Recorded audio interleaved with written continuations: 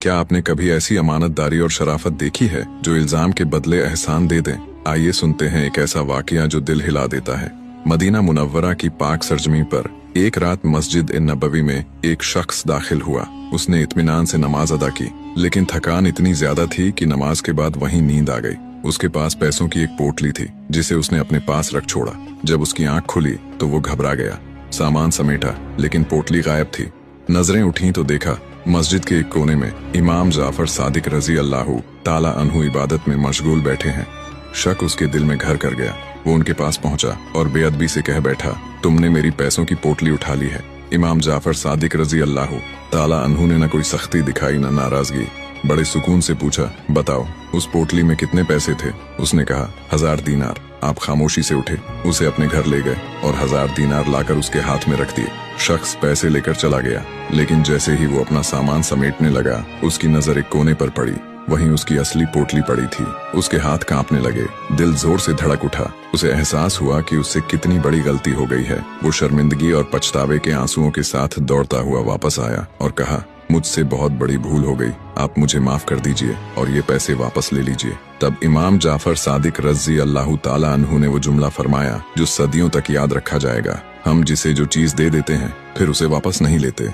सुभान अल्लाह, ये है वो किरदार, ये है वो। मक्का की इस गहरी खामोशी में मेराज का वो मोजज़ा शुरू हुआ जब जमीन के जर्रे ने आसमान के नूर से पहली बार राजो नियाज किया और कायनात का पहिया एक अजीम मुलाकात के लिए थम गया। कहानी एक पुरसुकून और खामोश रात से शुरू होती है जब मक्का की वादी गहरी नींद में थी और अचानक जिब्राइल अम्मे अलैहिस्सलाम अल्लाह का पैगाम लेकर नाजिल हुए। बर्राक की चमकदार और तेज रफ्तार सवारी पर बैठकर हुजूर सल्लल्लाहु अलैहि वसल्लम ने पलक झपकते में मक्का से बैतुल मुकद्दस का फासला तय किया, जहां तमाम अंबिया आप सल्लल्लाहु अलैहि वसल्लम के पीछे नमाज अदा करने के लिए सफ बस्ता थे। फिर यहां से आसमानों का वो अजीम सफर शुरू हुआ जिसकी मिसाल कायनात में नहीं मिलती। आप सल्लल्लाहु अलैहि वसल्लम एक एक करके 7 आसमानों से गुजरे, जहां अजीम अंबिया से मुलाकातें हुई और कायनात के सरबस्ता राजों से पर्दा उठता गया। सफर के आखिरी मरहले पर वो मकाम आया जिसे सिदरतुल मुंतहा कहा जाता है, एक ऐसा नूरानी दरख्त जहां फरिश्तों के सरदार हजरत जिब्राइल अलैहिस्सलाम भी रुक गए, मगर हुजूर सल्लल्लाहु अलैहि वसल्लम